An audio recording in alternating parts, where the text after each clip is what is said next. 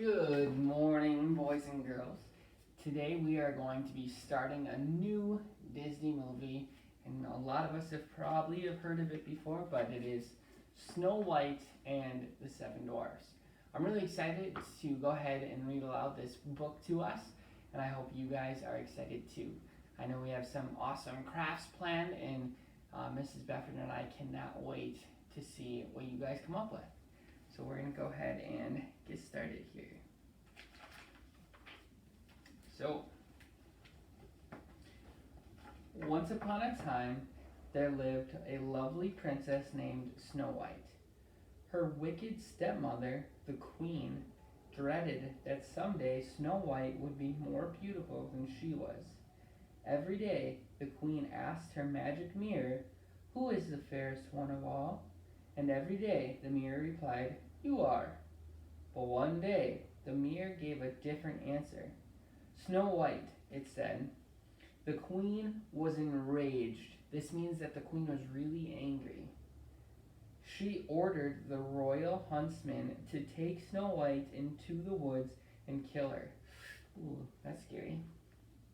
With Snow White dead, the queen would be the most beautiful woman in the kingdom again. But the huntsman couldn't bring himself to harm Snow White.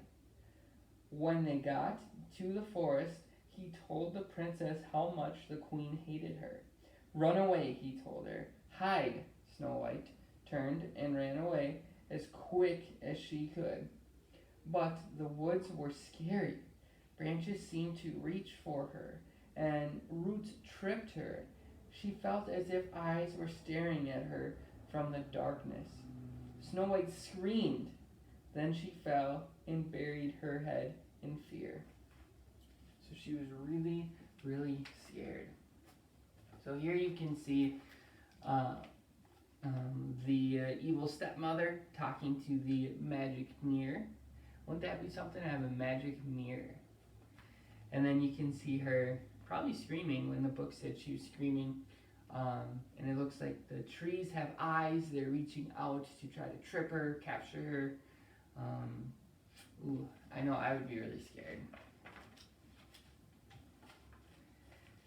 In the morning, Snow White lifted her head. She saw eyes watching her, but this time they were the friendly eyes of bunnies, deer, chipmunks, birds, and raccoons. Snow White was glad she wasn't alone anymore. "Please don't run away," she said. "I won't hurt you." Snow White knew she could never return to the castle. What would she do? Where would she go? Maybe the animals can help me, she thought. "I need a place to sleep at night," she said. The animals looked at each other. The birds took her cape in their beaks and guided her forward. Soon they came to a clearing in the woods. Beneath the trees stood a charming little cottage. "Just like a dollhouse," Snow White cried. She peeked in the window. No one was home. The animals nodded at her, seeming to say it was all right for her to go inside. So she woke up to a bunch of little animals around, and they pointed her in a direction of a little cottage that you can see over here in the picture. Hopefully you can see that. Just a little cottage. We'll probably see more of it moving forward.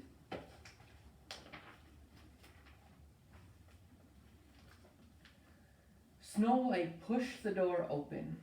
Inside the cottage, dishes were piled high in the sink, and clothes were tossed about.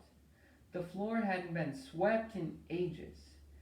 Snow White counted the tiny chairs at the table and decided 7 children must live in this cottage.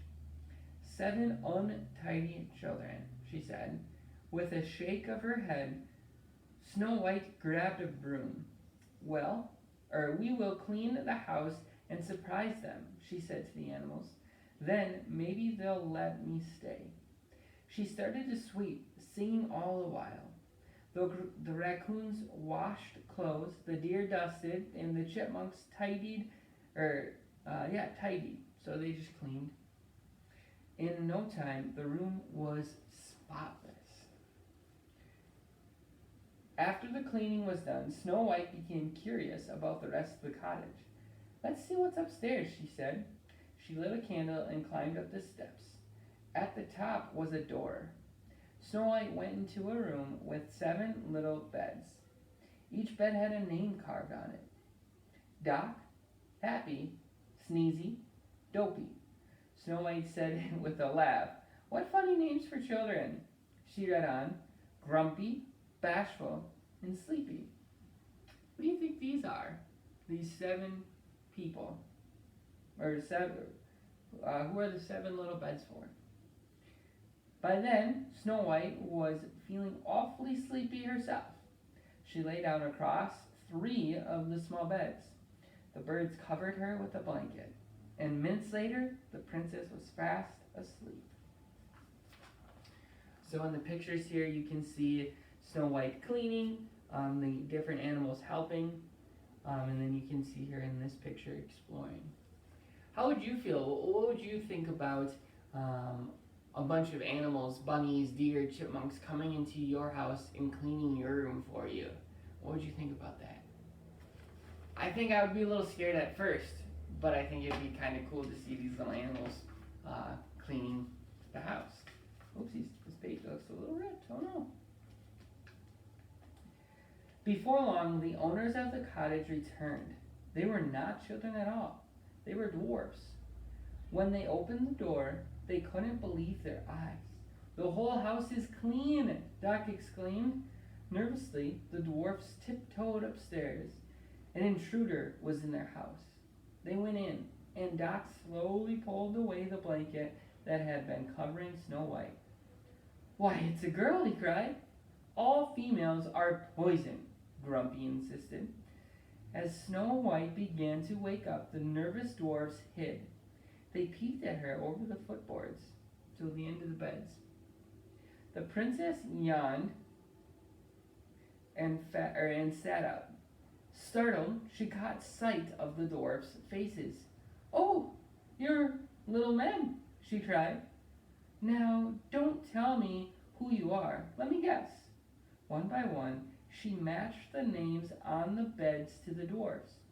She got all of them right on the first try.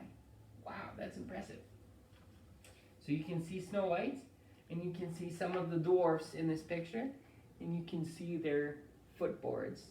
Right here we can see Sneezy and Happy. She was able to name all 7 of the dwarfs.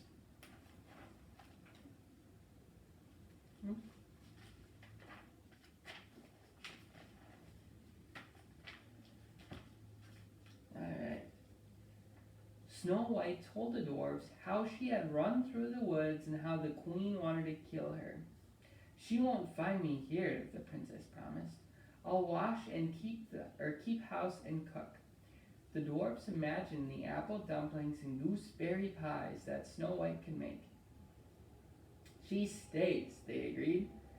That night, after a delicious dinner, the dwarfs and Snow White yodeled and sang, and so that's a type of singing, yodeling.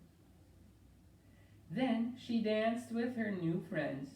The dwarfs had never had so much fun or laughed so hard. When they stopped singing and dancing, Sleepy turned to Snow White. "Tell us a story," he said. Snow White told them about a princess who had fallen in love with a prince she'd met at a wishing well. "Was it you?" they asked, and she nodded, sighing dreamily. Her dearest wish was to see him again someday. The dwarfs let Snow White sleep in their beds. In the morning, as the dwarfs got ready to go to work, they worried about leaving Snow White alone. "I'll be all right," Snow White said. Then she kissed each of the dwarfs goodbye. So it sounds like they were having a really good time. They were singing, they were dancing, they had a nice meal, and then they went to sleep after a story. And then very next day, they went off to work. So it sounds like they became really good friends really quick.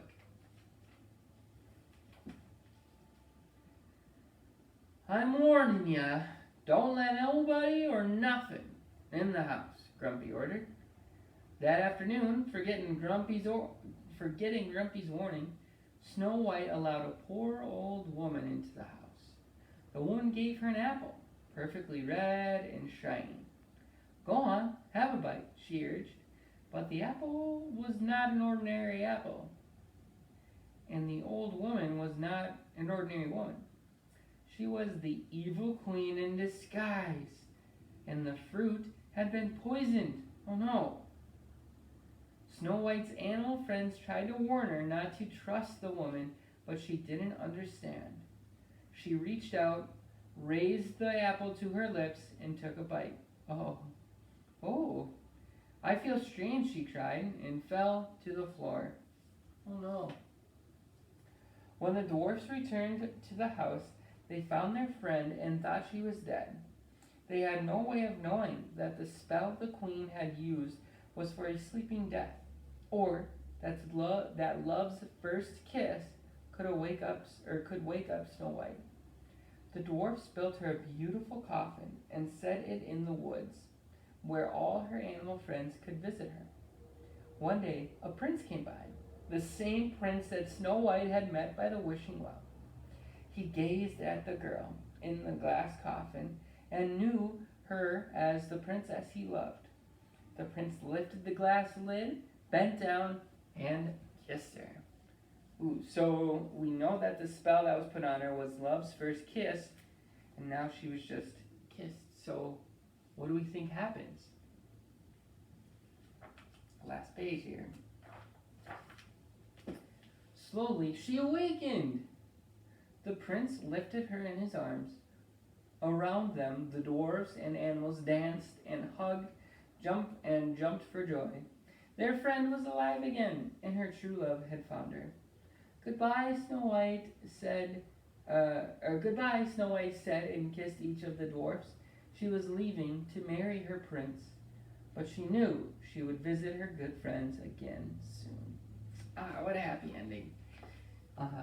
Snow White found the man of her dreams. She went out to go marry the man of her dreams, and all of her friends were happy for her, and they were going to reunite again someday. So that's the story of Snow White. We hope you enjoyed it. We hope you enjoy doing the Snow White crafts and watching the movie and this Read-Aloud. We hope you have a great week, a great couple of days here with the Snow White book. Have a great day.